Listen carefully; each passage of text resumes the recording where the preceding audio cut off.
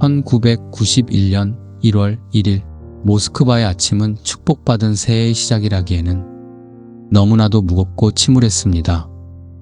붉은 광장을 감싸 안은 공기는 습기를 머금은 채 차갑게 식어 있었고, 성 바실리 성당의 화려한 돔 위로 내려앉는 눈발은 도시의 누추한 상처를 가리려는 급급한 가리개처럼 보였습니다.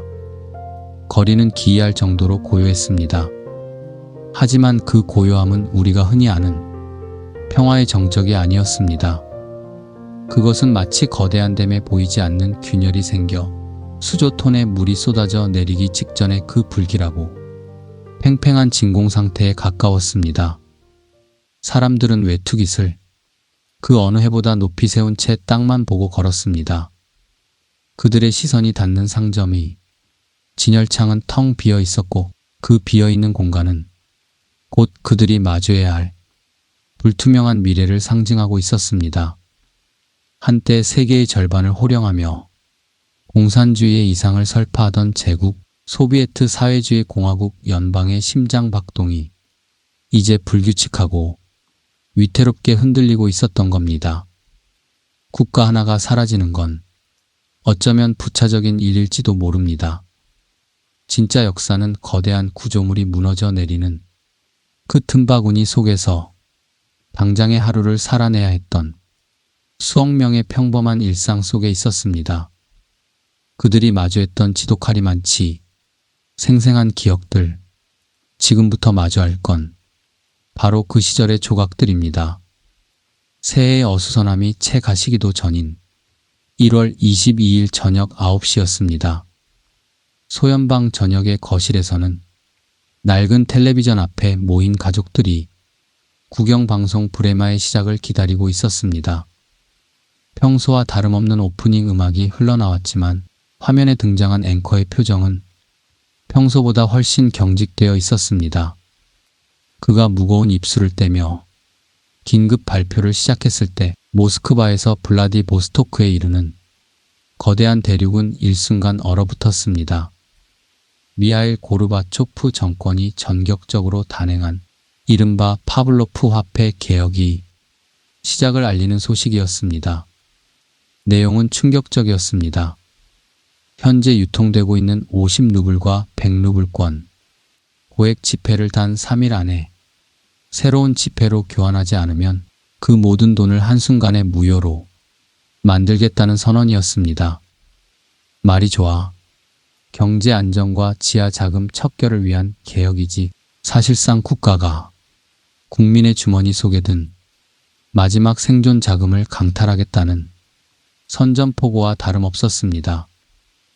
그날 밤 수많은 사람이 잠옷 차림에 외투만 걸친 채 거리로 뛰쳐나왔습니다. 영하의 추위 속에서도 저축은행 앞에는 순식간에 수백 미터의 줄이 늘어섰습니다. 사람들은 자신이 평생을 공장에서 혹은 거친 집단 농장에서 바친 노동의 대가인 지폐 뭉치를 가슴에 꼭 껴안고 있었습니다. 그 종이 뭉치는 자식들의 결혼 자금이었고, 늙은 부모의 약값이었으며 한 가족의 유일한 안전장치였습니다. 하지만 모스크바의 차가운 칼바람 속에서 그들이 움켜쥔 지폐는 바람보다 더 빠르게 가치를 잃어가고 있었습니다. 국가가 정한 3일이라는 시간은 모든 국민이 돈을 바꾸기에는 턱없이 부족한 물리적 시간이었습니다. 은행문은 닫혀 있었고, 창구 직원들은 밀려드는 인파를 감당하지 못해 비명을 질렀습니다. 사람들은 서로를 밀치며 절규했고, 그 아수라장 속에서 제국에 대한 마지막 신뢰의 끈이 뚝 하고 끊어지는 소리가 들려왔습니다. 이 무모하기 짝이 없는 조치는 표면적으로는 검은 돈을 가진 마피아와 암시장 상인들을 잡겠다는 명분을 내세웠습니다. 하지만 정작 치명적인 타격을 입은 건 평생을 정직하게 일하며 저축해온 은퇴한 노인들과 평범한 서민들이었습니다. 빵 한 덩이를 사기 위해 눈보라 속에서 서너 시간을 기다리는 것이 일상이 되어버린 이들에게 이제 그 빵을 살 돈마저 종이 조각이 될지 모른다는 공포는 단순한 경제적 위기 그 이상이었습니다. 그것은 국가라는 거대한 보호막이 자신들을 지켜주기는커녕 오히려 자신들을 향해 날카로운 칼날을 휘두르기 시작했다는 배신감의 시작이었죠. 1991년의 겨울은 그렇게 물질적인 빈곤을 넘어 영혼의 밑바닥까지 긁어내는 심리적 파산과 함께 찾아왔습니다. 상점 앞의 줄은 이제 분노와 원망으로 일렁이기 시작했습니다. 예전에는 물건이 없어서 어쩔 수 없이 기다렸다면 이제는 내가 가진 돈이 과연 돈인지를 확인하기 위해, 그리고 국가가 나를 또 어떻게 속일지를 감시하기 위해 기다려야 했으니까요. 거리의 벽면에는 고르바초프와 파블로프 수상을 비난하는 낙서들이 비 온 뒤 잡초처럼 늘어갔습니다. 사람들은 더 이상 공산당이 확성기로 떠들어대는 찬란한 미래나 선전문구를 믿지 않았습니다. 체제를 지탱하던 신뢰라는 보이지 않는 시멘트가 가루가 되어 바스러지자 15개 공화국을 하나로 묶어주던 연방의 토양에도 깊고 어두운 균열이 가기 시작했습니다. 경제의 붕괴는 필연적으로 정치의 통제력을 상실하게 만들었습니다. 사람들은 이제 크렘린궁에서 내려오는 원대한 계획이나 명령보다는 내일 당장 식탁에 올릴 수 있는 감자 한 알과 우유 한 병을 더 걱정하게 되었습니다. 국가의 위험은 사라졌고 그 자리는 각자 도생의 처절한 본능만이 채우고 있었습니다. 경제적 혼란이 제국의 심장부를 짓누르고 있을 때 연방의 변방인 발트 3국에서는 자유를 향한 갈망이 피비린내 나는 현실로 변하고 있었습니다. 1월 13일 새벽 리투아니아의 수도 빌뉴스는 공포에 휩싸였습니다. 독립을 요구하며 인간 띠를 만들어 국영 TV 송신탑을 감싸고 있던 비무장 시민들을 향해 소련군의 T-72 탱크들이 엔진 소리를 포효하며 진격하기 시작했습니다. 칠흑 같은 어둠 속에서 번뜩이는 전차의 헤드라이트는 자유를 외치던 시민들의 눈을 멀게 했고 공수부 대원들의 총구는 주저함 없이 자국민을 향했습니다. 적어도 서류상으로는 연방의 시민이었던 이들이 제국의 질서를 유지한다는 명목하에 탱크 궤도에 깔리고 총탄에 쓰러져 갔습니다. 그날 밤 빌뉴스에서는 14명의 사망자와 수백 명의 부상자가 발생했습니다. 하얀 눈 위에 뿌려진 붉은 피는 고르바초프가 그토록 세계 무대에서 강조했던 글라스노스트, 즉 개방과 페레스트로이카라는 개혁의 허상을 아주 적나라하게 드러냈습니다. 서방 세계는 경악을 금치 못했습니다. 불과 얼마 전 노벨 평화상을 받았던 지도자가 이끄는 정부가 탱크를 동원해 자국 시민을 짓밟는 광경은 모순 그 자체였기 때문입니다. 고르바초프는 나중에 자신은 발포 명령을 내린 적이 없다고 변명했습니다. 하지만 그 침묵과 방관은 오히려 그가 군부와 국가보안위원회 같은 보수파의 인질이 되었거나 혹은 그들과 은밀히 결탁했다는 인상을 심어주기에 충분했습니다. 지도자의 권위는 빌뉴스의 눈밭에 뿌려진 피와 함께 빠르게 얼어붙어 갔습니다. 빌뉴스의 비극은 연방의 해체를 막기는커녕 오히려 가속화하는 기폭제가 되었습니다. 이 비극을 목격한 조지아, 아르메니아, 우크라이나의 민족주의 세력들은 확신했습니다. 이 연방이라는 틀 안에 계속 남는다면 우리의 미래 역시 탱크에 짓밟힌 저 시신들과 다르지 않을 것이라는 사실을 말이죠. 이제 갈등은 단순히 모스크바 중앙정부와 지방 사이의 대립을 넘어섰습니다. 그것은 살기 위한 처절한 탈출의 양상으로 번져나갔습니다. 빌뉴스의 비극은 역설적으로 소연방이라는 거대한 감옥의 문고리를 부수어버리는 무거운 망치가 되었습니다. 여기서 우리는 왜 세계 2위의 경제대국이자 초강대국이었던 소련이 이토록 허무하게 내부에서부터 무너져 내렸는지 그 치명적인 구조적 결함을 들여다볼 필요가 있습니다. 흔히들 서방 자본주의와의 끝없는 군비 경쟁에서 패배했다고들 말합니다. 하지만 사실 제국을 죽인 진짜 독은 내부에 깊숙이 박혀 있었습니다. 소련의 경제는 중앙에서 모든 것을 결정하고 배분하는 전형적인 명령 시스템이었습니다. 모스크바의 책상에 앉은 관료가 저 멀리 우즈베키스탄의 농부가 몇 평의 땅에 면화를 심어야 할지, 에스토니아의 어느 이름 모를 공장에서 나사못을 몇 개 생산해야 할지를 일일이 결정했습니다. 이 시스템은 전시 상황이나 국가가 급격한 공업화를 밀어붙일 때는 잠시 효율적으로 보였을지 모릅니다. 하지만 현대 사회의 복잡하고 미세한 수요를 감당하기에 이 거대한 관료기구는 너무나 비대했고 동시에 둔했습니다. 가장 치명적인 문제는 바로 인센티브의 부재였습니다. 공장장이나 노동자들은 굳이 품질 좋은 제품을 만들거나 창의적인 혁신을 시도할 이유가 없었습니다. 정부가 정해준 할당량만 채우면 그만이었고, 오히려 할당량을 너무 초과해서 달성하면 그 다음 해에 더 높은 목표치가 설정되어 자신들을 옥죄었기에 적당히 일하고 적당히 숨기는 것이 미덕이 되어버렸습니다. 그 결과 소련의 공장들은 겉보기에는 화려한 생산 수치를 찍어냈지만 실제로는 시동조차 걸리지 않는 트랙터와 왼쪽 발만 2개 있는 장화 같은 쓸모없는 물건들을 대량으로 찍어냈습니다. 서류상의 수치는 늘 풍요로웠지만 국민들의 실제 삶은 말할 수 없이 피폐해졌습니다. 이 거대한 계획 경제의 빈틈을 메운 것이 바로 제2의 경제, 즉 암시장이었습니다.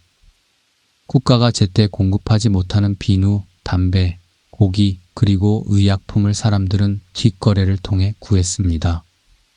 아이러니하게도 제국을 실질적으로 지탱하고 있었던 것은 공식적인 국가의 계획이 아니라 체제의 법망을 교묘히 피해 흐르던 불법적인 거래들이었습니다. 고르바초프의 개혁은 이 암시장을 양성화하여 경제를 살려보려 했지만 결과적으로는 기존의 낡은 공급망만 파괴하고 새로운 대안적인 시스템을 제시하지 못했습니다. 유통망이 완전히 붕괴되자 농촌에서 생산된 밀은 기차를 타지 못해 창고에서 썩어갔고 도시의 제빵소는 밀가루가 없어 가동을 멈췄습니다. 1991년에 찾아온 굶주림은 식량이 절대적으로 부족해서가 아니었습니다. 식량을 배달할 사회적 시스템이 심장마비를 일으켰기 때문에 발생한 전형적인 인재였습니다. 3월이 되자 모스크바는 해토머리에 질척이는 흙탕물로 가득 찼습니다. 하지만 그 진흙탕보다 더 혼탁하고 예측 불가능한 것은 바로 정치적 지형이었습니다.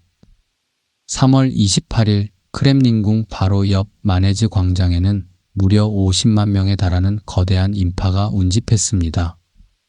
고르바초프는 시위를 금지하고 거리 곳곳에 중무장한 군대를 배치하며 위협했지만 시민들은 이제 죽음조차 두려워하지 않고 거리로 쏟아져 나왔습니다. 그들의 입에서 터져 나오는 이름은 더 이상 제국의 수장 고르바초프가 아니었습니다. 바로 보리스 옐친이었습니다. 러시아 공화국의 대통령으로 떠오른 옐친은 고르바초프의 우유부단함과 지지부진한 개혁에 지친 대중들에게 강력하고 직설적인 대안으로 비춰졌습니다. 그는 한때 고르바초프가 발탁한 관료 출신이었지만 이제는 체제 밖에서 체제의 심장부를 정조준하는 야전사령관이 되어 있었습니다. 고르바초프가 소연방이라는 낡은 옷을 어떻게든 기워 입으려 노력했다면 옐친은 그 낡은 옷을 아예 벗어 던지고 러시아라는 새로운 집을 짓자고 외쳤습니다. 이날의 시위는 권력의 무게중심이 어디로 급격히 기울고 있는지를 전 세계에 똑똑히 보여주었습니다. 군대는 시민들을 향해 발포하라는 명령을 받지 못했고 사실상 발포할 수도 없었습니다. 총구를 마주한 젊은 군인들의 흔들리는 눈동자 속에는 길 건너에서 소리를 높이고 있는 자신들의 부모와 형제의 모습이 비치고 있었기 때문입니다. 크렘린의 창가에서 그 거대한 인파와 광장의 함성을 내려다보며 고르바초프는 무슨 생각을 했을까요? 자신이 열어젖힌 민주주의와 개방의 창문으로 들어온 바람이 정작 자신의 마지막 촛불을 끄려 한다는 사실을 그제야 깨닫고 있었을지도 모릅니다. 이제 소비에트 연방은 공식적인 연방 대통령 고르바초프와 실질적인 민중의 지지를 등에 업은 러시아 대통령 옐친이라는 두 개의 태양이 한 하늘 아래 공존하는 위태로운 이중 권력 상태로 접어들었습니다. 이것은 제국의 붕괴를 알리는 전조이자 새로운 시대가 다가오고 있다는 강력한 신호탄이었습니다. 4월의 모스크바는 겨운에 쌓였던 검은 눈더미가 무너지며 도시 전체가 질펀한 잿빛 늪으로 변해 있었습니다. 길가에 쌓였던 검은 눈더미가 녹아내리며 도시의 모든 혈관을 오염시키는 듯한 풍경은 당시 소비에트 연방이 처한 위태로운 행정적 마비 상태를 그대로 투영하고 있었죠. 하지만 그 진흙탕보다 더 혼탁하고 예측 불가능한 것은 크렘린궁과 러시아 공화국 청사 사이에서 벌어지는 보이지 않는 권력의 암투였습니다. 사태의 심각성을 뼈저리게 느끼고 있던 미하일 고르바초프는 이제 자신의 정치 생명을 건 최후의 승부수를 던지기로 합니다. 4월 23일 모스크바 근교의 노보오가료보 별장에서는 역사적인 회담이 열렸습니다. 이른바 9+1 합의라고 불리는 이 회동에는 연방 대통령 고르바초프와 러시아 공화국의 수장 보리스 옐친을 포함한 9개 주요 공화국의 지도자들이 한자리에 모였습니다. 회의실 안은 짙은 담배 연기와 팽팽하게 당겨진 신경전으로 가득 차 있었습니다. 고르바초프는 연방의 권한을 대폭 축소하고 각 공화국의 광범위한 주권을 나눠주는 대신 국가의 형태만이라도 유지하자는 신연방 조약을 제안했습니다. 이것은 제국을 수선하려는 고육지책이었지만 동시에 중앙정부가 수십 년간 독점해온 절대 권력을 공식적으로 포기하겠다는 항복 선언과도 같았습니다. 옐친은 이 협상 테이블에서 교묘한 줄타기를 이어갔습니다. 그는 고르바초프를 완전히 실각시키기보다는 그를 실권 없는 명예직 대통령으로 남겨두고 자신들이 실질적인 자원과 예산을 장악하려는 전략을 택했습니다. 이 별장의 화려한 식탁 아래서 오간 대화들은 겉보기에는 타협처럼 보였지만 사실상 제국의 사형 집행장에 찍힌 인감도장이었습니다.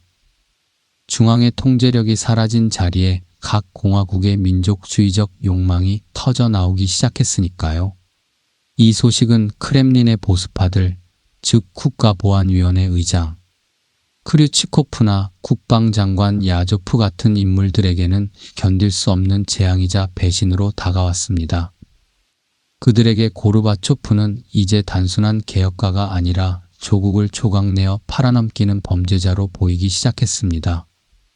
별장의 평화로운 풍경 뒤에서 제국의 운명을 되돌리려는 보수파들에 보이지 않는 칼날이 갈리기 시작한 지점이기도 합니다. 우리는 여기서 1991년 상반기 내내 소연방의 숨통을 조였던 기묘한 현상인 법률 전쟁을 들여다봐야 합니다. 이것은 거리의 총칼보다 훨씬 치명적으로 연방의 신경망을 파괴했습니다. 원래 소련의 헌법 체계는 종이 위에서만 존재하던 형식적인 것이었습니다. 모든 실질적인 명령은 공산당 서기국이라는 절대적인 권력의 정점에서 내려왔죠. 하지만 고르바초프가 당의 힘을 약화시키고 의회 민주주의를 도입하자 수십 년간 잠자고 있던 각 공화국의 법 조항들이 마치 괴물처럼 깨어나기 시작했습니다. 각 공화국은 앞다투어 주권선언을 발표하며 우리 공화국의 법이 연방의 법보다 우선한다는 선언을 쏟아냈습니다. 예를 들어 러시아 공화국이 우리는 연방 정부의 세금을 10%만 내겠다라고 법을 만들면 중앙정부는 이를 제지하거나 강제할 실질적인 수단이 전혀 없었습니다. 돈줄이 막혀버린 중앙정부는 부족한 예산을 메우기 위해 무분별하게 화폐를 찍어냈고 이는 살인적인 하이퍼인플레이션을 불러왔습니다. 돈의 가치가 떨어지자 공화국들은 더욱 연방으로부터 이탈하려 했고 이 악순환은 멈추지 않았습니다. 사람들은 이제 모스크바의 중앙 텔레비전에서 나오는 연설보다 자기 지역 의회에서 결정되는 생필품, 배급 규칙에 더 귀를 기울였습니다. 제국을 하나로 묶어주던 행정적 혈관들이 동시다발적으로 터져버린 것입니다. 주권이라는 이름의 도미노는 발트해에서 시작해 중앙아시아를 거쳐 마침내 제국의 심장인 러시아에 이르렀습니다.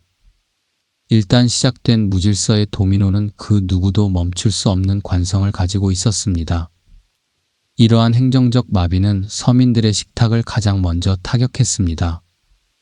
5월과 6월의 모스크바 상점들은 그 어느 해보다 처참했습니다. 이제 상점은 물건을 파는 곳이 아니라 물건이 없다는 사실을 매일 확인하는 절망의 공간이 되었습니다. 사람들은 새벽 4시부터 줄을 서서 우유 한 병, 빵 한 덩이를 기다렸습니다. 아이들의 우유를 구하지 못한 어머니들의 눈물은 분노로 변해갔고 그 분노의 화살은 자연스럽게 크렘린궁을 향했습니다. 70년 동안 국가가 모든 것을 책임져 주겠다고 가르쳤지만 정작 국가가 개인의 생존을 위협하는 존재가 되었을 때 사람들은 이념 따위는 아무런 상관이 없다는 사실을 깨달았습니다. 상점 벽면에 붙은 공산당의 구호들은 이제 조롱의 대상이 되었고 암시장에서 거래되는 말보로 담배나 리바이스 청바지가 루브라보다 더 강력한 권위를 가지게 되었습니다. 제국을 지탱하던 정신적 기둥이 경제적 붕괴와 함께 완전히 가루가 되어 흩날리고 있었던 겁니다. 6월 12일 러시아 역사는 새로운 전환점을 맞이합니다. 러시아 공화국 최초의 직접 선거로 치러진 대통령 선거에서 보리스 옐친은 57%라는 압도적인 지지율로 당선되었습니다. 이것은 단순히 한 정치인의 승리가 아니었습니다.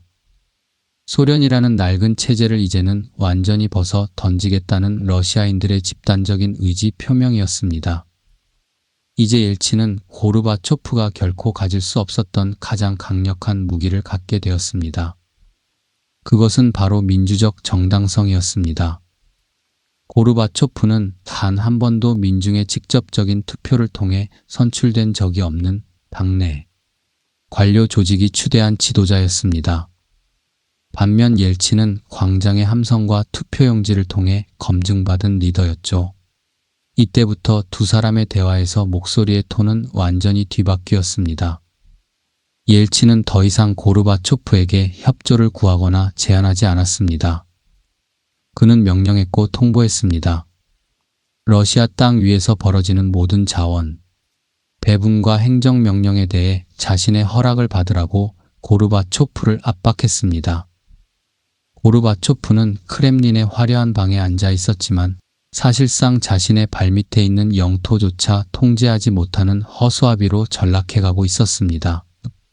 선거가 끝난 뒤 모스크바의 여름은 기묘하게 고요했습니다. 하지만 그것은 폭풍이 몰아치기 전에 그 무거운 정적과 같았습니다. 옐친의 당선으로 입지가 좁아진 군부와 보수파들은 이제 막다른 골목에 몰렸음을 직감했습니다. 그들에게 남은 시간은 8월 20일로 예정된 신연방 조약 서명식 전까지 뿐이었습니다. 그 조약이 체결되는 순간 그들이 평생을 바쳐 지켜온 강력한 중앙집권적 소련은 영원히 역사 속으로 사라질 것이기 때문입니다. 크렘린의 지하 벙커와 국가보안위원회의 비밀 안가에서는 은밀한 회합이 날마다 이어졌습니다. 보드카 병이 비워질 때마다 제국의 운명을 강제로 되돌리려는 위험한 도박의 설계도가 조금씩 구체화되었습니다. 그들은 고르바초프를 제거하고 탱크를 동원해 질서를 회복하겠다는 망상에 빠져들었습니다.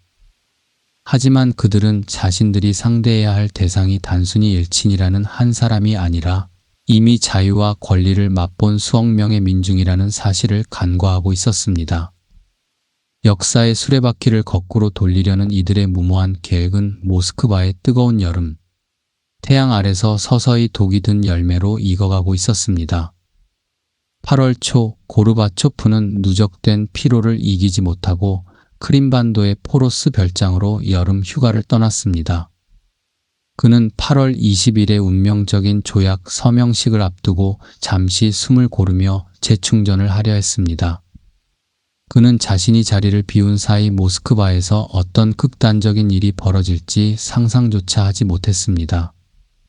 아니, 어쩌면 설마 동지들이 나를 배신하겠느냐는 아니란 믿음으로 눈을 감았을지도 모릅니다. 하지만 고르바초프의 전용기가 모스크바의 활주로를 떠나 하늘로 솟구치는 순간 검은 양복을 입은 사내들의 움직임은 전광석화처럼 빨라졌습니다. 국가비상사태위원회라는 급조된 이름 아래 모인 8명의 주동자들은 자신들이야말로 제국을 구원할 마지막 기사들이라고 굳게 믿었습니다. 8월 18일 일요일 오후 포로스 별장의 평화로운 오후는 갑자기 찾아온 방문객들에 의해 산산조각 났습니다. 고르바초프의 집무실 전화선은 모두 절단되었고 별장 주인은 국가보안위원회 요원들에 의해 겹겹이 포위되었습니다. 휴양지에 갇힌 제국의 수장은 이제 외부와 완전히 차단된 채 병환 중이라는 공식 발표의 주인공이 되어야 했습니다. 하지만 그들이 치밀하게 준비했다고 믿었던 이 연극의 대본에는 치명적인 구멍이 있었습니다. 바로 모스크바에 남아있던 보리스 옐친이라는 변수를 제거하지 못한 것이었습니다. 8월 19일 월요일 새벽 모스크바 시민들의 잠을 깨운 것은 텔레비전에서 흘러나오는 기이한 음악이었습니다. 모든 채널에서 차이콥스키의 발레곡 백조의 호수가 무한 반복되고 있었습니다. 우아하고 애절한 선율이 브라운관을 타고 거실로 흐르는 동안 창밖의 풍경은 그 음악과는 지독하리만치 이질적인 공포로 가득 찼습니다. 수백 대의 탱크들이 시커먼 매연을 내뿜으며 붉은 광장을 향해 궤도를 울리고 있었던 겁니다. 소련 사람들에게 백조의 호수는 단순히 아름다운 클래식 음악이 아니었습니다. 그것은 최고 지도자가 사망하거나 국가에 거대한 정변이 생겼을 때 당국이 보도를 통제하며 내보내던 전형적인 침묵의 신호였습니다. 사람들은 직감했습니다. 무언가 돌이킬 수 없는 일이 벌어졌음을, 그리고 어쩌면 어제까지 우리가 알던 세상이 오늘로 완전히 끝날지도 모른다는 공포 섞인 예감이 모스크바의 아침 공기를 가득 채웠습니다. 오전 6시 국영통신사를 통해 발표된 성명은 투박하고 건조했습니다. 고르바초프 대통령이 건강상의 이유로 더 이상 직무를 수행할 수 없게 되었으며 국가비상사태위원회가 모든 권한을 장악한다는 내용이었습니다. 하지만 그들이 내뱉는 말 속에는 확신보다는 초조함이 서려 있었습니다. 쿠데타 주동자들은 과거의 문법에 갇혀 있었습니다. 탱크를 도심에 배치하고 방송을 장악하면 민중들이 공포에 질려 집 안으로 숨어버릴 것이라고 믿었죠. 하지만 그들이 간과한 것은 지난 6년간 고르바초프가 뿌려놓은 개방의 씨앗이 사람들의 머릿속을 이미 완전히 바꿔놓았다는 사실이었습니다. 사람들은 더 이상 관제 언론의 활자를 진리로 믿지 않았습니다. 그들은 몰래 단파 라디오를 켜서 외국 방송의 전파를 잡았고 지하에서 유통되는 팩스 신호에 귀를 기울이며 진실을 찾으려 했습니다. 탱크의 포신이 크렘린을 향하고 있었지만 정작 그 탱크를 바라보는 시민들의 눈빛에는 공포 대신 냉소와 분노가 서리기 시작했습니다. 야나예프와 주동자들이 크렘린의 밀실에서 보드카를 마시며 다음 수를 고민하는 동안 역사의 무게중심은 이미 그들의 손을 떠나 거리로, 그리고 화이트하우스 앞에 집결하기 시작한 민중들의 손으로 옮겨가고 있었습니다. 이것은 누군가에게는 제국을 지키기 위한 마지막 몸부림이었고 누군가에게는 진정한 자유를 향한 혁명의 신호탄이었습니다. 모스크바의 8월은 그렇게 가장 뜨겁고도 차가운 역사의 한복판으로 걸어 들어가고 있었습니다. 8월 19일 오후 모스크바 강변에 위치한 러시아 공화국 의회 건물, 이른바 화이트하우스 앞에는 묘한 긴장감과 열기가 뒤섞인 공기가 흐르고 있었습니다. 쿠데타 소식을 접한 보리스 옐친은 그 특유의 야수 같은 직관으로 이 순간이 자신의 정치 인생뿐 아니라 러시아의 운명을 결정지을 거대한 분수령임을 본능적으로 알아차렸습니다. 그는 주위의 만류에도 불구하고 경호원들의 포위망을 뚫고 건물 밖으로 성큼성큼 걸어 나왔습니다. 그리고는 자신을 가로막고 있던 거대한 전차 위로 망설임 없이 올라갔습니다. 이 장면은 20세기 역사에서 가장 강력한 정치적 이미지 중 하나로 영원히 기록될 것입니다. 은발의 거구가 시커먼 매연을 내뿜는 탱크 위에 서서 떨리는 종이 한 장을 높이 들고 쿠데타를 불법으로 규정하는 모습은 텔레비전 속에서 무기력하게 떨고 있던 쿠데타 주동자들의 모습과 극명한 대비를 이루었습니다. 옐친은 광장에 모여든 시민들과 탱크 안에서 당혹해하는 군인들을 향해 사자후를 토해냈습니다. 군인 여러분, 동포에게 총을 쏘지 마십시오. 이 짧고 강렬한 문장은 제국의 가장 강력한 물리적 기반이었던 군부의 명령 체계를 정면으로 타격했습니다. 탱크 안의 젊은 군인들은 혼란에 빠졌습니다. 그들은 질서를 유지하고 반동 분자들을 제압하라는 교육을 받고 출동했지만 정작 눈앞에 서 있는 적은 서방의 간첩이 아니라 자신들의 이름을 연호하며 샌드위치와 꽃다발을 건네는 평범한 모스크바 시민들이었기 때문입니다. 이 순간 권력의 실체는 크렘린의 붉은 벽을 넘어 화이트하우스의 콘크리트 계단 위로 완전히 이동했습니다. 미하일 고르바초프가 크림반도의 별장에 갇혀 외부와 차단된 채 무력하게 앉아있는 동안 옐친은 탱크라는 물리적 폭력의 상징을 자신의 정치적 단상으로 뒤바꿔버리는 기적 같은 연출을 성공시켰습니다. 이제 모스크바 시민들은 누구를 따라야 할지, 그리고 누가 진정한 정당성을 가진 리더인지 명확하게 알게 되었습니다. 사람들은 화이트하우스 주위로 자발적으로 모여들어 인간 바리케이드를 치기 시작했습니다. 도로 위에는 낡은 버스와 트럭이 가로놓였고 시민들은 돌덩이와 쇠창살, 심지어는 자신의 몸을 던져 제국의 마지막 반동에 맞서는 성벽이 되었습니다. 같은 날 오후 5시 쿠데타 주동자들이 개최한 기자회견은 그들의 패배를 예견하는 서막이나 다름없었습니다. 전 세계의 카메라 앞에 선 국가비상사태위원회 수장 겐나디 야나예프의 모습은 제국을 구하겠다는 당당한 혁명가의 모습과는 거리가 멀었습니다. 그의 손은 카메라 렌즈 앞에서 수치스러울 정도로 바들바들 떨리고 있었고 그의 목소리는 자신의 확신 없음을 증명하듯 맥없이 갈라졌습니다. 기자들의 날카로운 질문이 쏟아질 때마다 그는 식은땀을 흘리며 횡설수설했습니다. 야나예프의 떨리는 손은 단순히 개인의 긴장이 아니었습니다. 그것은 소비에트 연방이 70년간 유지해온 그 거대한 권위와 공포의 종말을 상징하는 시각적 징후였습니다.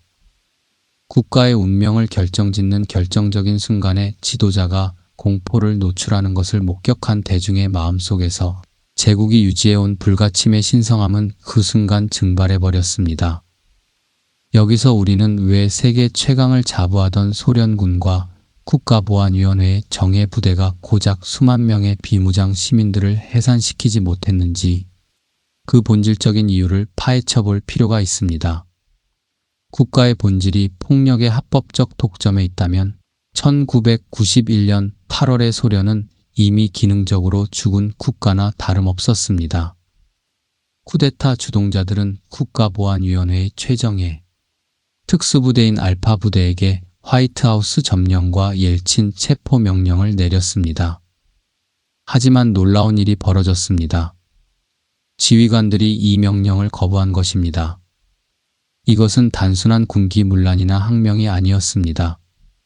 소련이라는 체제를 지탱하던 수직적 명령 계통이 그 심장부에서부터 괴사했음을 의미하는 결정적인 신호였습니다. 특수부대 요원들과 젊은 병사들은 지난 몇 년간 아프가니스탄 전쟁의 참혹한 패배와 동유럽 공산권 국가들이 하나둘 무너지는 혁명의 파도를 목격했습니다. 그 과정을 통해 그들은 당의 명령이 반드시 국가의 이익이나 정의와 일치하지 않을 수 있다는 사실을 뼛속 깊이 새겼습니다. 또한 그들은 시민을 학살할 경우 그 책임은 명령을 내린 크렘린에 노예한 관료들이 아니라 총구를 당긴 자신들이 지게 될 것이라는 사실을 직감할 정도로 영리해져 있었습니다. 국가는 물리적인 힘만으로 유지되는 것이 아니라 그 힘을 써도 좋다는 대중의 사회적 합의 위에서만 존재합니다. 8월의 모스크바에서 그 합의는 산산조각 났습니다. 주동자들이 내린 명령은 아무런 저항도 불러일으키지 못하는 진공 속의 외침에 불과했고 탱크병들은 시민들과 보드카를 나눠 마시며 조용히 엔진을 껐습니다. 폭력이 기능을 상실했을 때 제국은 더 이상 무력을 가진 거인이 아니라 그저 거대한 시체에 불과하다는 것이 온 세상에 증명된 셈입니다. 8월 20일 밤 모스크바에는 차가운 비가 내리기 시작했습니다. 화이트하우스를 지키던 시민들은 비를 피해 임시 천막을 치고 모닥불을 피웠습니다. 그들 사이에는 기묘한 동지애와 함께 언제 군대가 들이닥칠지 모른다는 팽팽한 공포가 공존했습니다. 오늘 밤이 쿠데타의 마지막 승부처가 될 것이라는 루머가 유령처럼 진흙탕 위를 떠돌았습니다. 사람들은 손에 손을 맞잡고 혁명의 노래를 부르며 긴 밤을 버텼습니다. 실제로 밤 10일시경 인근 지하도에서 탱크 부대와 시위대 사이에 예기치 못한 충돌이 발생했습니다. 좁고 어두운 지하도 안에서 시위대가 탱크의 시야를 가리기 위해 방수포를 씌우려 했고, 당황한 탱크병들이 전진과 후진을 반복하는 과정에서 아수라장이 벌어졌습니다. 이 혼란 속에서 3명의 젊은이가 목숨을 잃었습니다. 드미트리 코마르, 일리아 크리체프스키, 그리고 블라디미르 우소프. 그들은 탱크의 진입을 몸으로 막으려다 궤도에 깔리거나 총에 맞았습니다. 이 3방울의 피는 쿠데타의 종말을 고하는 최후의 눈물이 되었습니다. 다음 날 아침 이들의 사망 소식이 모스크바 전역에 퍼지자 군 지휘부 내의 동요는 걷잡을 수 없이 커졌습니다. 더 이상의 유혈 사태는 안 된다. 자국민의 피를 더 이상 묻힐 수 없다는 목소리가 국방부를 뒤덮었습니다. 결국 야조프 국방장관은 쿠데타 포기를 선언하고 군대의 철수를 명령했습니다. 제국을 지키겠다고 일어섰던 이들의 야욕은 고작 3명의 젊은 생명이 흘린 피 앞에서 허망하게 무너져 내렸습니다. 8월 21일 오전 모스크바 시내를 가득 메웠던 탱크들이 하나둘 엔진 소리를 높이며 부대로 돌아가기 시작했습니다.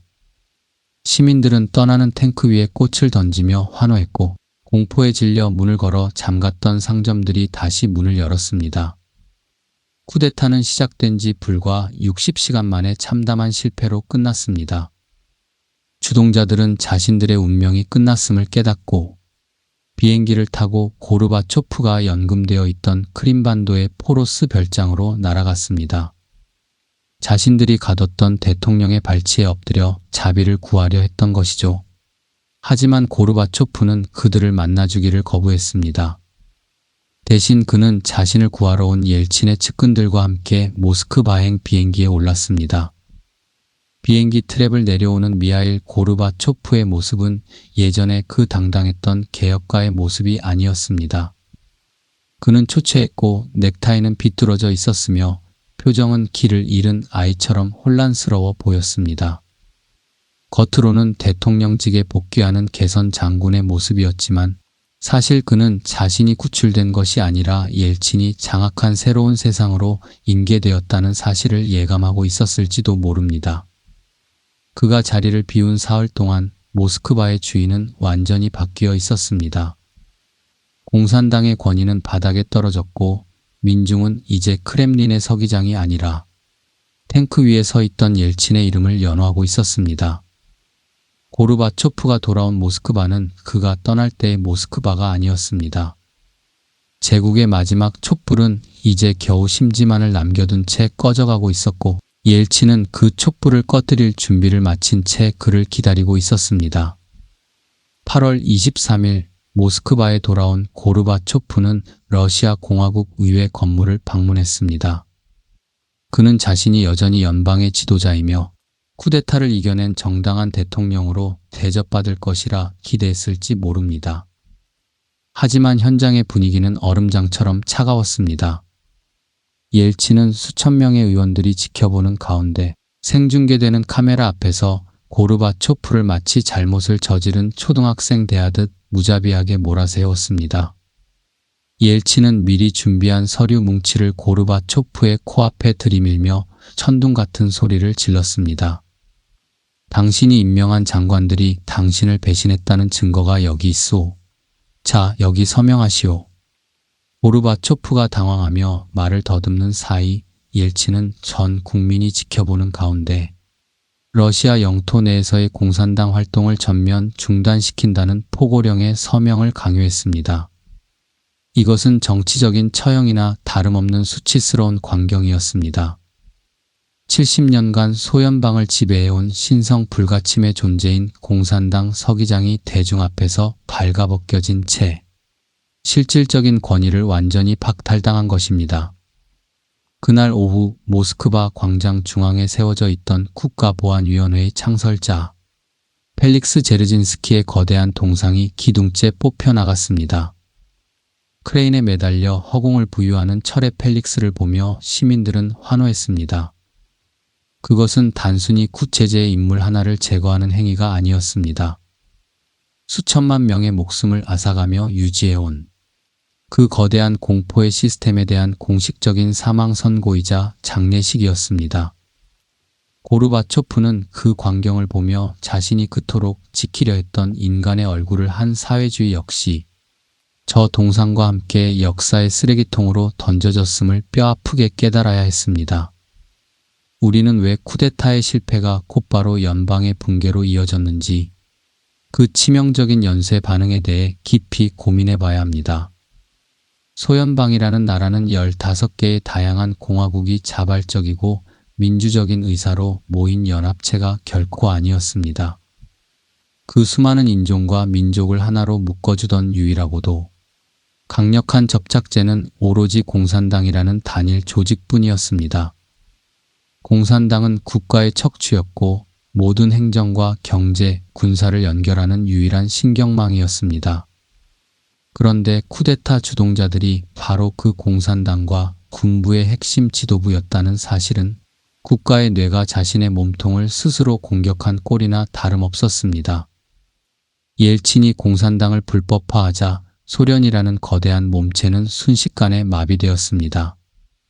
공장에서 생산된 물건을 어디로 보낼지 결정할 기준이 사라졌고 군대의 명령을 내릴 근거가 없어졌으며 각 공화국을 통제할 명분 자체가 증발해버린 것입니다.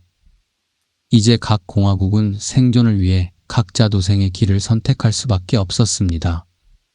중앙정부는 더 이상 우리를 보호하거나 먹여 살리지 못하며 오히려 우리의 생존을 위협한다는 인식이 벼락처럼 확산되었습니다.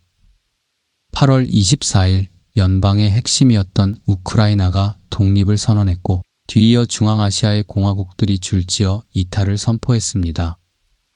연방이라는 거대한 지붕이 내려앉자 그 밑에서 비를 피하던 15개의 가족은 이제 각자의 짐을 싸서 차가운 빗속으로 뿔뿔이 흩어지기 시작한 것입니다. 8월의 쿠데타는 제국을 구하려던 보수파들의 마지막 몸부림이었지만 역설적으로 그것은 제국의 목에 최후의 일격을 가한 자살 행위가 되었습니다. 8월의 폭풍이 지나간 뒤 모스크바는 겉보기에 평온을 되찾은 듯 했습니다. 하지만 수면 아래에서는 고르바초프를 완전히 배제한 채 연방을 해체하기 위한 은밀하고도 치밀한 논의가 진행되고 있었습니다. 옐친은 이제 더 이상 연방 대통령이라는 직함만 남은 존재를 상대할 필요를 느끼지 못했습니다. 그에게 필요한 것은 러시아라는 국가의 완전한 주권이었고 이를 위해서는 연방이라는 낡은 집의 숨통을 완전히 끊어놓을 마지막 의식이 필요했습니다. 9월과 10월 모스크바의 상점 앞줄은 더욱 길어졌습니다. 쿠데타는 진압되었고 자유는 찾아왔지만 사람들의 굶주린 배를 채워줄 빵은 여전히 돌아오지 않았습니다. 사람들은 이제 민주주의와 자유에 환호하기보다 다가올 추운 겨울을 어떻게 버텨야 할지를 걱정하며 땔감과 식량을 구하러 도시 외곽으로 흩어졌습니다. 옐친은 이 민생의 위기를 자신의 가장 강력한 정치적 자산으로 활용했습니다. 연방이라는 거추장스러운 짐을 하루빨리 벗어 던져야만 러시아가 살 수 있다는 논리는 배고픈 대중들에게 무서운 속도로 설득력을 얻어갔습니다. 1991년의 가을은 그렇게 소리 없이 하지만 단호하게 저물어가고 있었습니다. 크렘린궁의 붉은 깃발은 여전히 모스크바의 찬바람에 펄럭이고 있었지만 그 아래를 지나는 사람 중 누구도 그 깃발이 내년까지 그 자리에 있을 것이라 믿지 않았습니다. 옐친과 우크라이나의 크라우추크, 벨라루스의 슈슈케비치는 조용히 지도를 펼치고 제국을 어떻게 조각낼지 비밀리에 준비를 마쳤습니다. 고르바초프가 여전히 아무도 따르지 않는 유령 같은 신연방 조약을 수정하며 집무실을 지키는 동안 그를 둘러싼 권력의 벽들은 이미 모래성처럼 허물어지고 있었습니다. 이제 역사는 제국의 마지막 심장 소리를 듣기 위해 숨을 죽인 채 벨라루스의 깊은 숲속으로 향하고 있었습니다. 1991년 9월의 모스크바는 낮게 깔린 회색 구름과 옅은 안개 속에 잠겨 있었습니다. 여름에 뜨거웠던 혁명의 열기는 어느덧 자취를 감췄지만 그 자리에 찾아온 것은 승리의 환희가 아니라 서늘하고도 낯선 현실의 감각이었죠. 광장에 모였던 수십만의 인파는 각자의 집으로 흩어졌고 사람들은 다시 일상이라는 이름의 소리 없는 전쟁터로 돌아갔습니다. 하지만 그들이 돌아간 일상은 불과 몇 달 전과는 완전히 다른 모습이었습니다. 어제까지 동지라 부르며 하나의 지붕 아래 살던 이웃나라 사람들이 이제는 서서히 외국인이 되어가고 있었고 주머니 속의 루브라는 마치 밑바닥이 터진 바구니에 담긴 물처럼 그 가치를 잃고 빠르게 빠져나가고 있었습니다. 제국의 거대한 골조는 이미 벼락 맞은 고목처럼 안쪽부터 시커멓게 타 들어가고 있었고 겉모양만 간신히 유지한 채 제국의 마지막 겨울이 오기만을 무기력하게 기다리고 있었던 겁니다. 쿠데타가 실패로 돌아간 직후부터 제국의 변방에서는 거대한 이탈의 파도가 걷잡을 수 없이 몰아쳤습니다. 9월 6일 미하일 고르바초프와 연방 정부는 마지못해 에스토니아, 라트비아, 리투아니아 등 발트 3국의 독립을 공식적으로 승인하게 됩니다. 이것은 단순한 행정적 절차나 서류상의 서명이 아니었습니다. 1939년 스탈린과 히틀러의 은밀한 밀약으로 강제 병합된 지 50여 년 만에 제국의 서쪽 성벽이 공식적으로 무너져 내린 역사적 사건이었죠.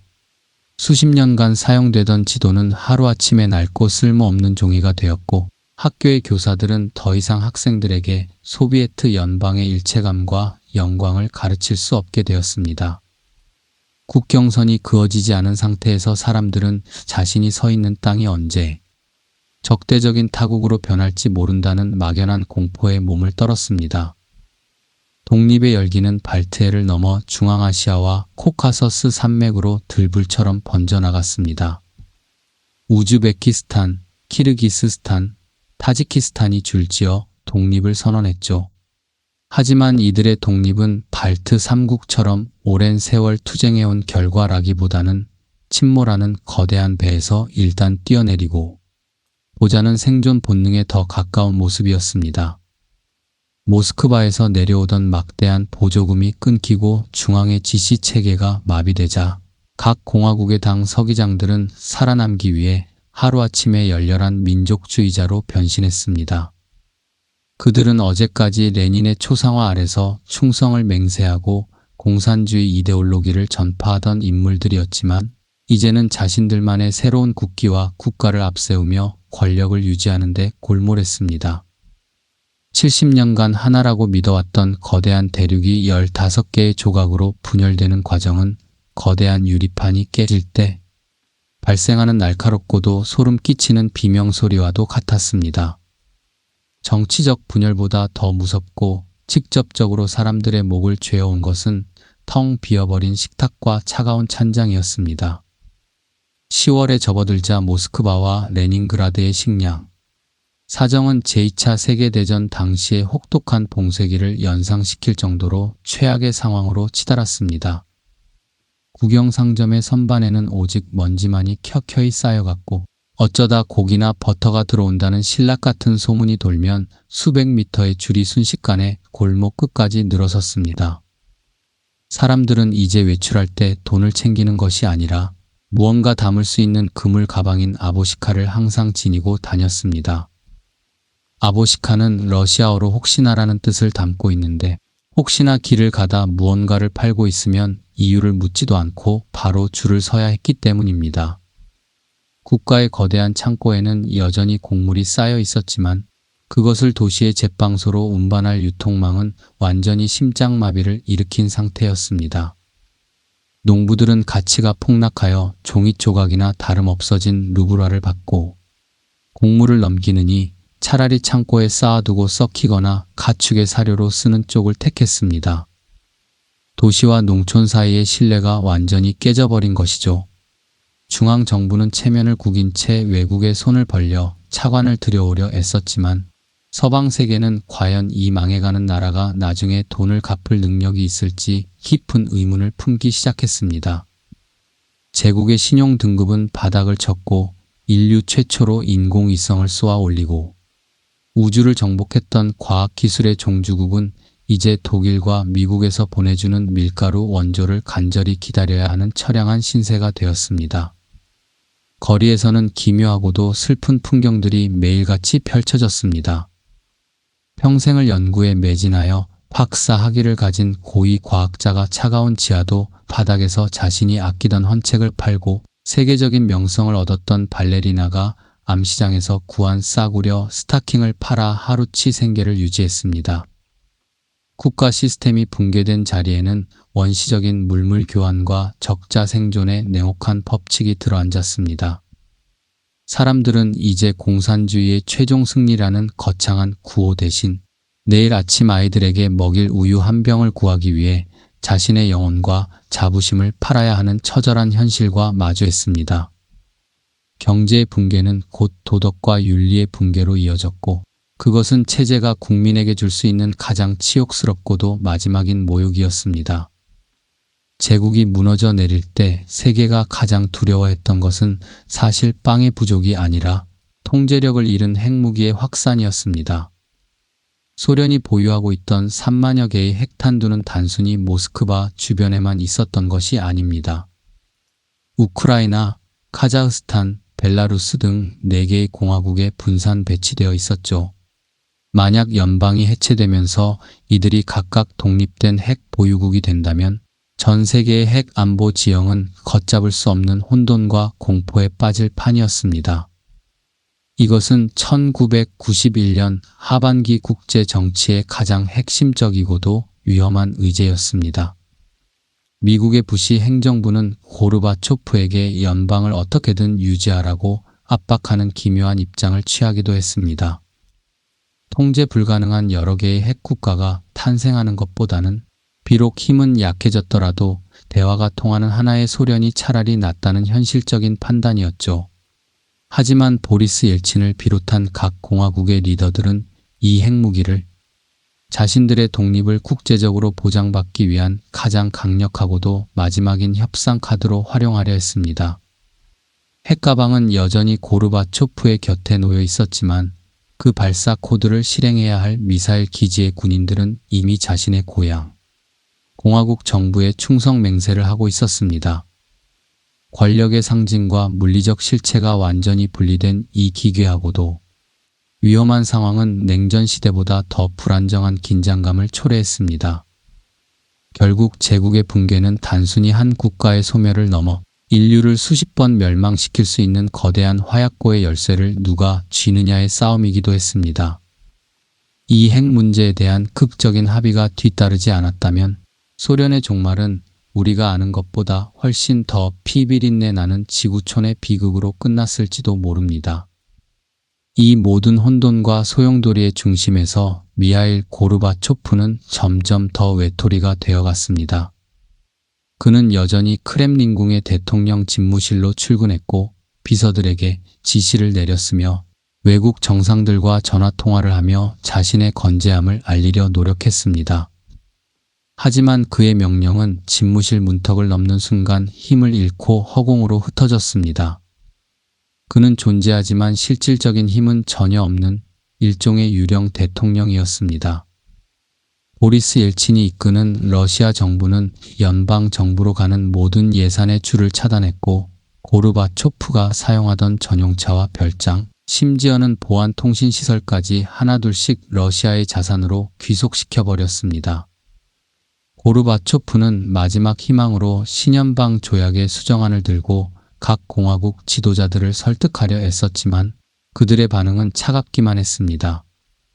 11월 25일 연방 조약 서명을 위해 모인 자리에서 옐친은 공개적으로 고르바초프의 안을 거부하며 회의장을 박차고 나갔습니다. 고르바초프는 텅 빈 회의장에 혼자 남아 카메라를 향해 나를 빼고 도대체 무엇을 할 수 있단 말이냐며 탄식했지만 그 목소리는 공허한 메아리가 되어 돌아올 뿐이었습니다. 대중의 시선에서도 그는 이미 지워지고 있었습니다. 서방에서는 여전히 냉전을 끝낸 평화의 영웅으로 칭송받았지만 정작 조국 러시아에서는 극심한 식량난과 사회적 혼란을 불러온 주범으로 낙인 찍혔습니다. 사람들은 그가 텔레비전에 나와 개혁과 민주주의를 논할 때마다 싸늘한 냉소를 보내며 채널을 돌렸습니다. 그가 말하는 사회주의의 갱신은 당장 내일의 생존이 급급한 이들에게는 너무나 배부르고 공허한 소리처럼 들렸으니까요. 권력은 이미 크렘린의 붉은 벽을 넘어 몇 블록 떨어진 러시아 공화국 정부 청사로 완전히 이사가 있었습니다. 제국에 관해 마지막 못을 박은 것은 바로 우크라이나였습니다. 12월 1일 우크라이나에서는 독립 여부를 묻는 전 국민 투표가 실시되었습니다. 고르바초프는 내심 슬라브 형제국인 우크라이나인들이 연방에 남는 쪽을 택해주길 간절히 바랐습니다. 우크라이나가 없는 소련은 경제적으로나 상징적으로나 존재할 수 없었으니까요. 하지만 결과는 참혹했습니다. 90%가 넘는 압도적인 찬성표가 쏟아져 나왔습니다. 심지어 러시아인이 많이 거주하는 크림반도와 동부 지역에서도 독립 찬성이 우세했습니다. 이 투표 결과는 소연방이라는 거대한 유기체에 내려진 실질적인 사망 선고였습니다. 옐친은 이 결과를 교묘하게 이용했습니다.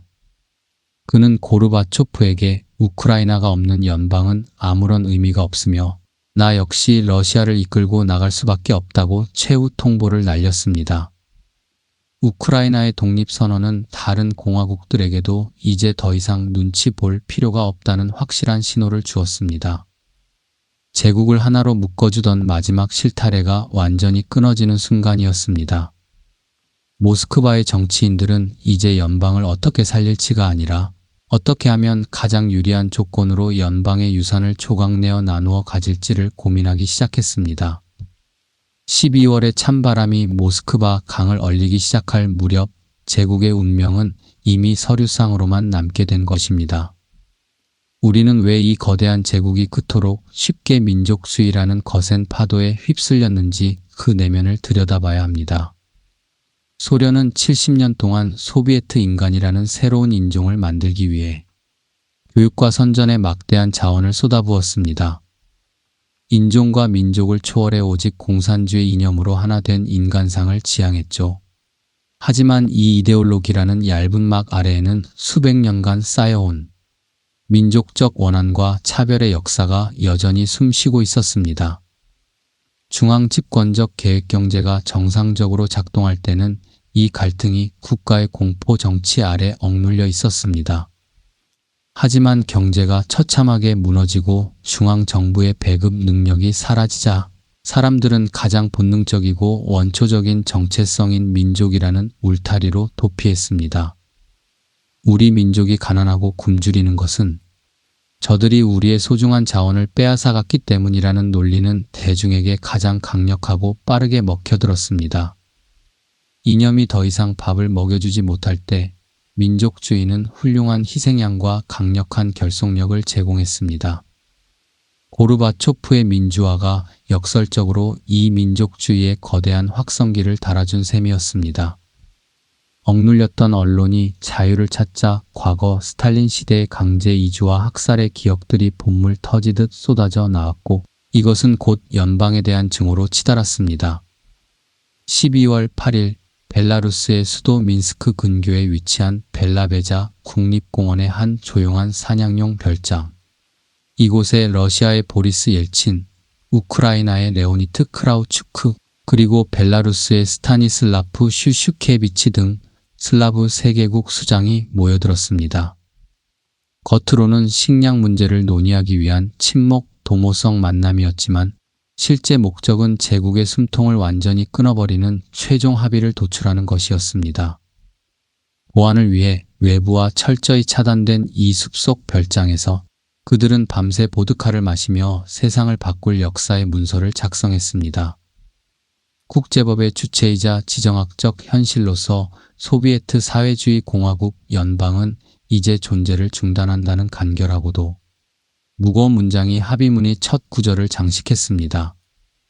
그들은 연방의 대통령인 고르바초프에게 이런 반구 상의도 하지 않은 채 연방을 해체하고 그 대신 독립국가연합을 창설하기로 뜻을 모았습니다. 이것은 크렘린에 대한 명백한 반역이었지만 동시에 아무도 거스를 수 없는 냉혹한 현실의 추인이기도 했습니다.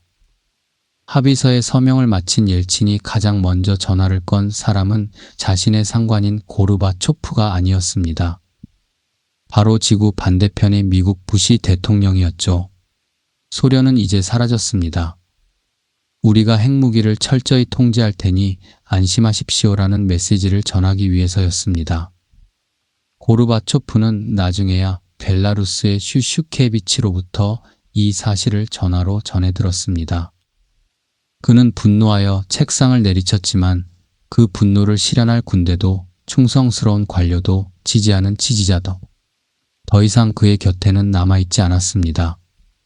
제국은 그렇게 숲속의 은밀하고도 슬기운 어린 밀약과 함께 주인 없는 낡은 집처럼 허망하게 허물어져 내렸습니다. 벨라베자 합의 소식이 전해지자 모스크바의 반응은 기묘할 정도로 차분하고 담담했습니다. 대규모의 반대 시위도 무력 충돌도 발생하지 않았습니다. 사람들은 이미 마음속으로 연방이라는 낡은 외투를 떠나보낸 상태였기 때문입니다. 다만 행정 업무는 극심한 혼란의 소용돌이에 빠졌습니다.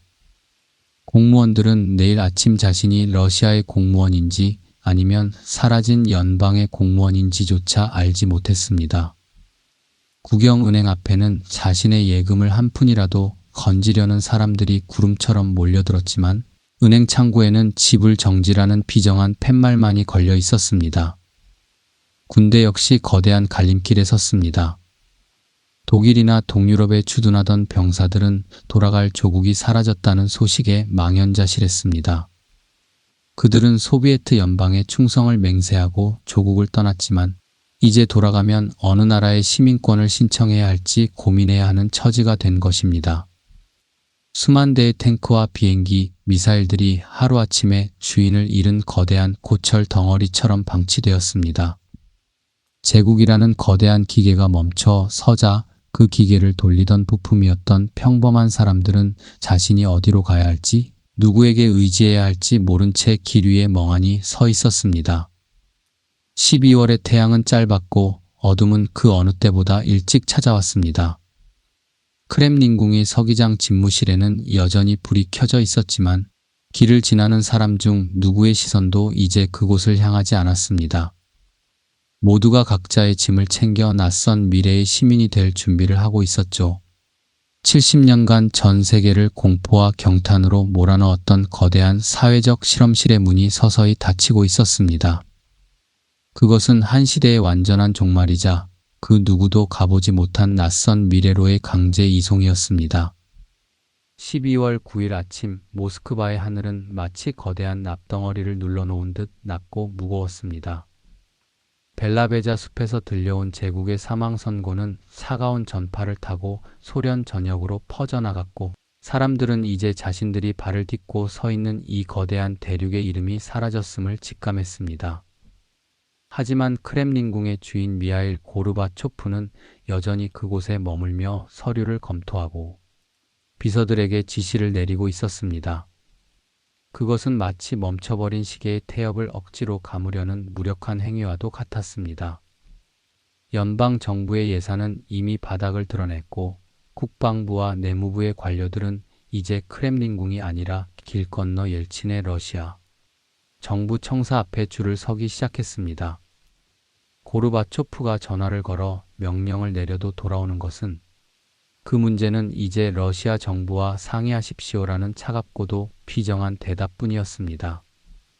고르바초프는 자신이 열어젖힌 개방이라는 투명한 유리창 속에 갇힌 죄수처럼 보였습니다. 그는 서방의 정상들에게 전화를 걸어 연방의 해체가 초래할 지정학적 대혼란에 대해 경고하며 마지막 지지를 호소했습니다. 하지만 부시와 콜 등 서방 지도자들의 목소리에는 이미 동정이 섞여 있었습니다. 그들은 이미 고르바초프를 지나간 과거의 인물로 규정하고 새로운 실권자인 보리스 옐친과의 관계 구축에 골몰하고 있었기 때문입니다.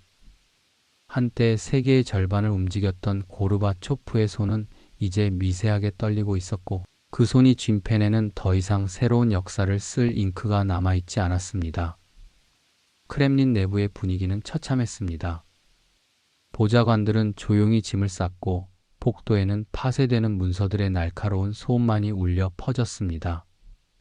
고르바초프는 자신의 정치적 생명이 끝났음을 알고 있었지만 어떻게 하면 제국의 마지막 수장으로서 품위를 지키며 역사의 기록 속에 남을 수 있을지에 집착했습니다. 하지만 옐친은 그에게 그런 여유를 줄 생각이 없었습니다. 12월 21일 카자흐스탄의 알마아타는 중앙아시아의 날카로운 칼바람 속에 잠겨 있었습니다. 이곳에 11개 공화국 지도자들이 모여들었습니다.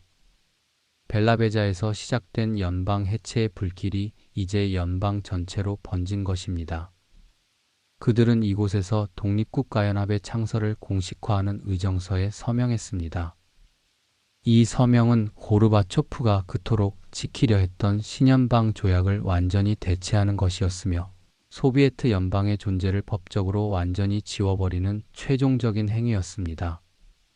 회의장의 공기는 비장함보다는 서두르는 분위기가 역력했습니다. 지도자들은 서로의 눈을 맞추기보다 서둘러 서류 위에 서명하는 데 집중했습니다. 그들은 이제 더 이상 모스크바의 눈치를 볼 필요가 없다는 사실에 안도하면서도 각자 등에 짊어진 경제적 파탄과 민족 분쟁이라는 무거운 짐에 짓눌려 있었습니다. 고르바초프는 이 회의에 초대받지도 못했습니다. 그는 텔레비전을 통해 자신의 직위가 사실상 삭제되는 광경을 지켜봐야 했습니다. 알마아타 선언은 제국의 마지막 숨통을 끊는 단체 서명식이었습니다. 11명의 지도자는 공동 성명을 통해 소비에트 연방은 이제 존재하지 않는다고 전 세계에 선포했습니다. 이것은 세계사에서 유례를 찾아보기 힘든 장면이었습니다. 외부의 강력한 침략이나 내전의 끝이 아니라 구성원들이 모여 조용히 해체 계약서에 도장을 찍음으로써 거대 제국이 소멸한 것이니까요. 여기서 우리는 왜 그 강력했던 소련의 관료 기구와 군부가 이 허망한 해체를 막지 않았는지 그 심층적인 원인을 분석해 봐야 합니다. 일반적으로 제국이 무너질 때는 구체제의 수호자들이 마지막 저항을 하기 마련입니다. 하지만 1991년 12월의 소련에는 저항할 주체가 이미 사라져 있었습니다. 8월 쿠데타의 실패로 보수파는 괴멸했고 남은 관료들은 연방이라는 추상적인 가치보다 러시아나 우크라이나라는 실체적인 권력에 기생하는 것이 생존에 훨씬 유리하다는 것을 깨달았습니다. 권력은 진공 상태를 허용하지 않습니다. 고르바초프가 가졌던 연방의 권력은 공중으로 흩어진 것이 아니라 15개 공화국의 민족주의적 열망 속으로 흡수되었습니다. 이것을 도미노 주권이라 부를 수 있습니다. 한 공화국이 주권을 선언하면 옆 공화국도 뒤처지지 않기 위해 더 강한 주권을 요구하는 경쟁이 벌어진 것이죠. 아이러니하게도 고르바초프가 도입한 민주적 제도들이 이 해체 속도를 가속화했습니다. 자유투표로 선출된 각 공화국의 의회와 대통령들은 자신들의 정당성을 모스크바로부터의 독립에서 찾았습니다. 고르바초프는 제국을 수선하기 위해 민주주의라는 망치를 들었지만 그 망치는 제국의 기둥을 부수는 도구가 되어버렸습니다. 12월 25일 오전 고르바초프와 옐친은 크렘린의 한방에서 마지막으로 마주 앉았습니다. 분위기는 얼음장처럼 싸늘했습니다. 고르바초프는 옐친을 경박한 포퓰리스트로 경멸했고 옐친은 고르바초프를 시대의 낙오자로 취급했습니다. 하지만 그들에게는 피할 수 없는 의식이 남아 있었습니다. 바로 체게트라 불리는 핵가방의 인기인수였습니다. 전 세계를 수십 번 파괴할 수 있는 핵무기의 통제권이 한 사람의 손에서 다른 사람의 손으로 넘어가는 역사적 순간이었죠. 고르바초프는 가방을 넘기며 무거운 침묵을 지켰습니다. 그것은 단순한 가방이 아니라 초강대국 소련의 마지막 자존심이자 실체적인 권력의 결정체였습니다. 옐친은 그 가방을 마치 전리품처럼 받아들였습니다. 인수가 끝난 뒤 옐친은 방을 나섰고 고르바초프는 홀로 남았습니다. 이제 그에게는 아무런 권한도 지시할 군대도 없었습니다. 그는 이제 평범한 시민 미하일 세르게예비치로 돌아갈 준비를 해야 했습니다. 12월 25일 저녁 7시 정각 전 세계의 이목이 크렘린의 한 작은 스튜디오로 쏠렸습니다. 짙은 갈색 양복을 입은 고르바초프가 카메라 앞에 앉았습니다. 그의 뒤로는 붉은 바탕의 망치와 낫이 그려진 소비에트 연방기가 마지막으로 걸려 있었습니다. 방송 스태프들의 긴장된 숨소리만이 방 안을 채웠습니다. 고르바초프는 안경을 고쳐 쓰고 떨리는 목소리로 준비된 원고를 읽기 시작했습니다. 친애하는 동포 여러분, 소비에트 사회주의 공화국 연방 대통령으로서 나의 활동을 중단합니다. 첫 문장이 나가는 순간 수억 명의 인류는 한 시대가 영원히 닫혔음을 직감했습니다. 그는 자신의 개혁이 가져온 성과를 옹호하면서도 연방을 지키지 못한 것에 대한 안타까움을 내비쳤습니다. 우리는 냉전을 종식시켰고 전체주의 체제를 파괴했습니다. 그러나 새로운 체제로의 전환은 생각보다 훨씬 고통스러웠습니다. 그의 연설은 10분 남짓이었지만 그 안에는 74년 역사의 제국이 겪은 영광과 오욕이 압축되어 있었습니다. 연설을 마친 그는 펜을 내려놓고 카메라를 응시했습니다. 그의 눈에는 만감이 교차했습니다. 한때 인류의 미래를 설계한다고 자부했던 공산주의의 마지막 수장이 자신의 손으로 그 체제의 종료 버튼을 누른 것입니다. 고르바초프의 연설이 울려 퍼지는 동안 소연방의 수많은 가정에서는 기묘한 슬픔과 상실감이 교차했습니다. 사람들은 공산당의 억압을 혐오했고 배급제의 고통에 치를 떨었지만 막상 국가 자체가 사라진다는 사실 앞에서는 형언할 수 없는 두려움을 느꼈습니다. 소비에트 시민이라는 정체성은 지난 70년 동안 그들의 삶을 규정하는 거대한 지도였기 때문입니다. 국가는 단순히 행정 시스템이 아닙니다. 사람들에게 우리는 누구인가를 알려주는 정신적 지주이기도 하죠. 1991년 12월 25일 밤 수천만 명의 사람들은 자고 일어나면 자신이 어느 나라 사람인지 모르는 정신적 난민이 되어버렸습니다. 국가가 제공하던 최소한의 안전망, 보잘것없지만 확실했던 연금, 그리고 우리는 거대한 제국의 일원이라는 자부심이 한꺼번에 증발했습니다. 이 상실감은 훗날 러시아를 비롯한 구소련 국가들에서 나타난 극심한 혼란과 권위주의로의 회귀를 설명하는 핵심적인 열쇠가 됩니다. 자유는 주어졌지만 그 자유를 누릴 빵은 없었습니다. 민주주의는 도입되었지만 그것은 힘 있는 자들이 국가 자산을 나눠 갖는 약탈의 현장처럼 보였습니다.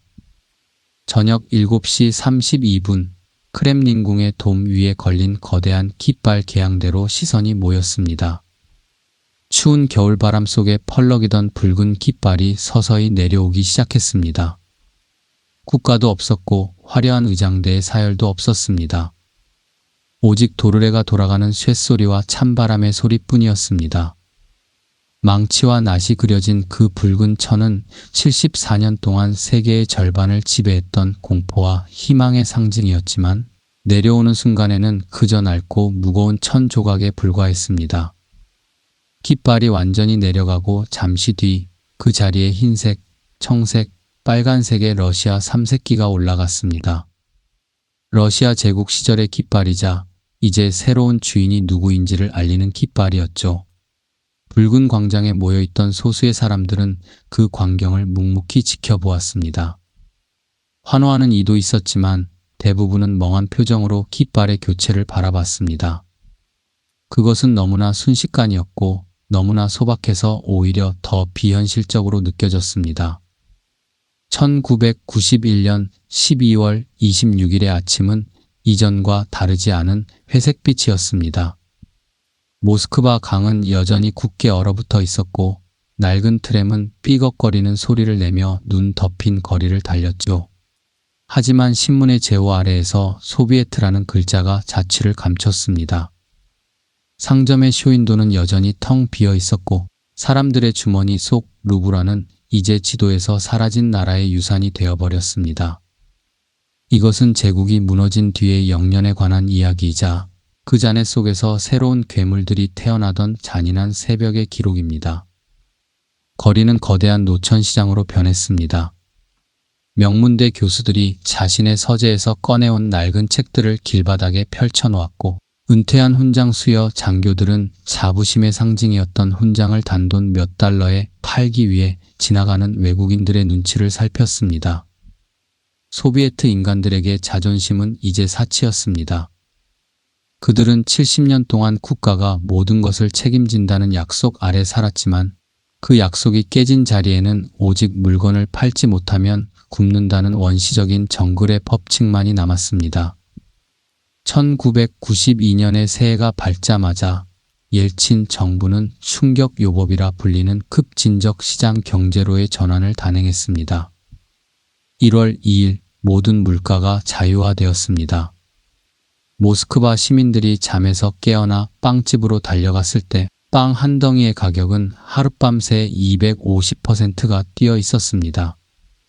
우유, 고기, 비누 등 생필품 가격은 통제 불능의 상태로 치솟았습니다. 사람들이 평생을 아껴 저축은행에 넣어두었던 루브라 예금은 순식간에 종이 조각이 되었습니다. 한 세대가 집을 사거나 자식들을 결혼시키기 위해 모아둔 돈이 이제는 고작 담배 몇 갑을 살 수 있는 돈으로 전락한 것입니다. 이것은 국가에 의한 합법적인 약탈이나 다름없었습니다. 중산층은 소멸했고 노인들은 거리에서 구걸하거나 쓰레기통을 뒤지기 시작했습니다. 시장 경제라는 이름의 자유는 그들에게 풍요가 아니라 가난해질 자유만을 허락한 셈이었습니다. 여기서 우리는 왜 러시아의 시장, 경제 전환이 동유럽의 다른 국가들과 달리 그토록 비극적이었는지 분석해 볼 필요가 있습니다. 소련은 70년 동안 사적 소유를 범죄로 취급해온 나라였습니다. 사적 이익을 추구하는 것은 투기였고 반혁명이었습니다. 그런 사회에 어느 날 갑자기 내일부터 경쟁하라라고 던져놓은 것은 수영을 한 번도 해본 적 없는 사람을 망망대해에 빠뜨린 것과 같았습니다. 가장 치명적인 결함은 법적 기반의 부재였습니다. 시장 경제는 계약의 신성함과 사법부의 공정한 집행 위에서 돌아갑니다. 하지만 1991년 이후에 러시아에는 그런 시스템이 없었습니다. 국가의 법이 무력해진 자리를 대신한 것은 폭력이었습니다. 사업상의 분쟁은 법원이 아니라 마피아의 총구가 해결했습니다. 돈이 정의라는 극단적인 물질주의가 사회 전체를 지배하게 된 배경입니다. 제국이 무너진 잔해 속에서 가장 먼저 그리고 가장 영악하게 움직인 자들이 있었습니다. 과거 공산당의 고위 관료들과 그들과 결탁한 젊은 야심가들이었습니다.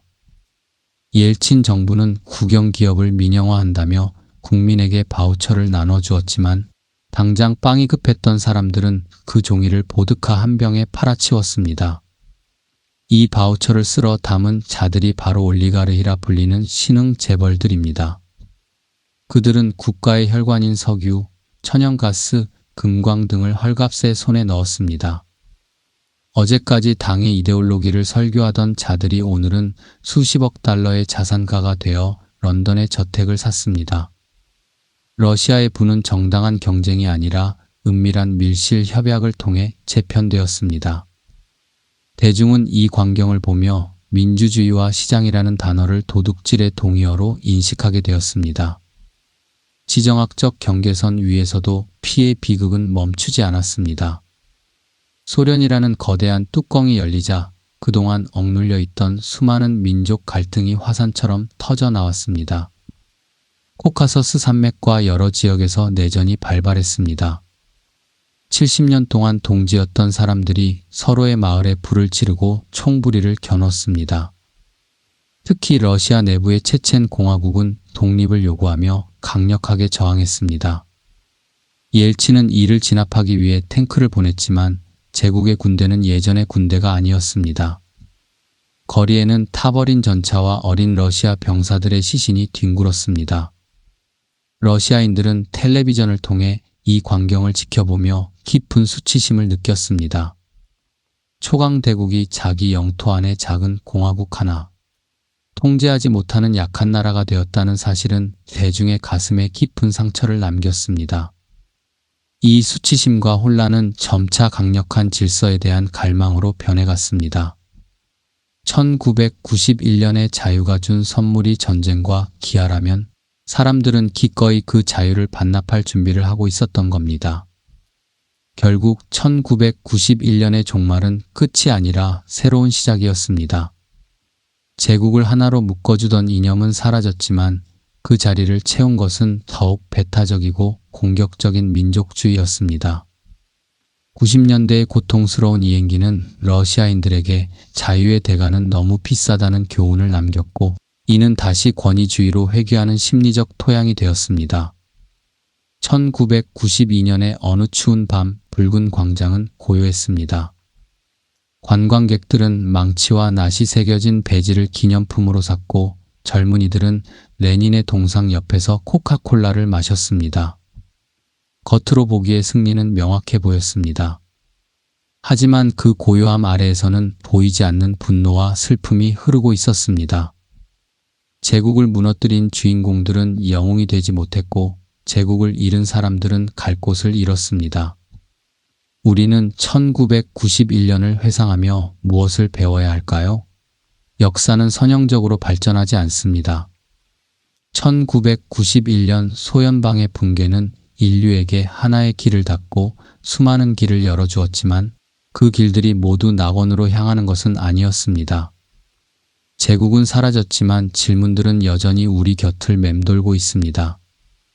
붉은 깃발은 내려갔지만 그 깃발이 드리웠던 거대한 그림자는 아직 이 대륙을 완전히 떠나지 않았습니다.